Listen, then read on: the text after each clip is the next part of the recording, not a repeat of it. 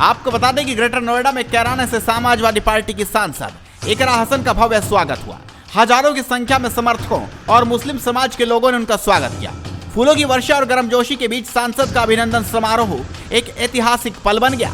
यह आयोजन ग्रेटर नोएडा के हल्द्वानी गांव में हुआ, जहां समाजवादी पार्टी के कार्यकर्ता और स्थानीय लोग बड़ी संख्या में उपस्थित रहे। सांसद इकरा हसन के हल्द्वानी गांव पहुंचने की खबर मिलते ही वहां पर समर्थकों का तांता लग गया। जब सांसद का काफिला गांव पहुंचा तो स्थानीय निवासियों और मुस्लिम समाज ने फूलों की वर्षा करते हुए उनका स्वागत किया। यह दृश्य भावनात्मक और प्रेरणादायक था, जिसमें न केवल स्थानीय कार्यकर्ताओं ने बल्कि युवाओं और महिलाओं ने भी बढ़ चढ़कर भाग लिया।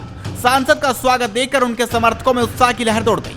माहौल पूरी तरीके से जोशीला था, हर तरफ नारे गूंज रहे थे। इस दौरान सुरक्षा के मद्देनजर पुलिस बल की भी तैनाती की गई। आप तस्वीरों में साफ देख सकते हैं कि किस तरह से इकरा हसन के आते उनकी गाड़ी के चारों तरफ लोगों का हुजूम उमड़ पड़ा। बड़ी मशक्कत के बाद इकरा हसन की गाड़ी के आसपास लोगों की भीड़ को दूर किया गया, तब जाकर इकरा हसन अपने कार्यक्रम स्थल तक पहुंची।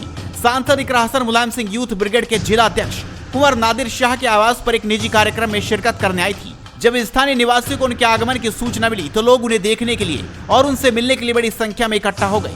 घंटों इंतजार के बाद भी जब सांसद इकरा हसन वहां पहुंची तो उनका जोरदार स्वागत हुआ।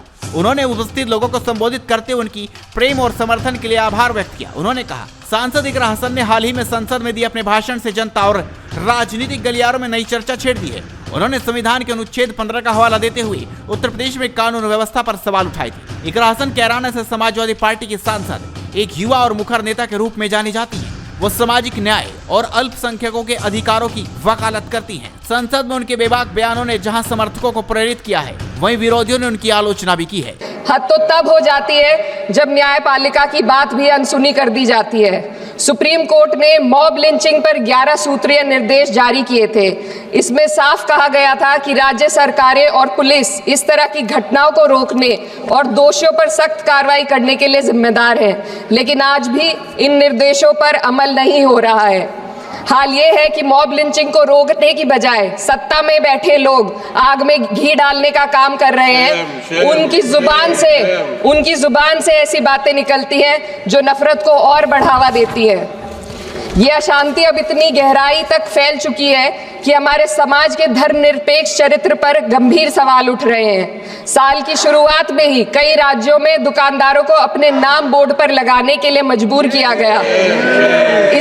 इसे सेहत और सुरक्षा के कानूनों का हिस्सा बताया गया, मगर असल मंशा कुछ और थी। ये कदम खास तौर पर मुसलमान दुकानदारों को निशाना बनाकर उठाया गया ताकि उनकी रोजी रोटी पर चोट की जाए। पिछले हफ्ते मुरादाबाद में एक मुस्लिम डॉक्टर को हिंदू बहुल्य मोहल्ले में घर खरीदने पर विरोध झेलना पड़ा।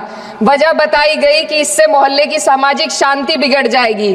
अब आप ही बताइए, क्या ये वजह सही है, जायज है?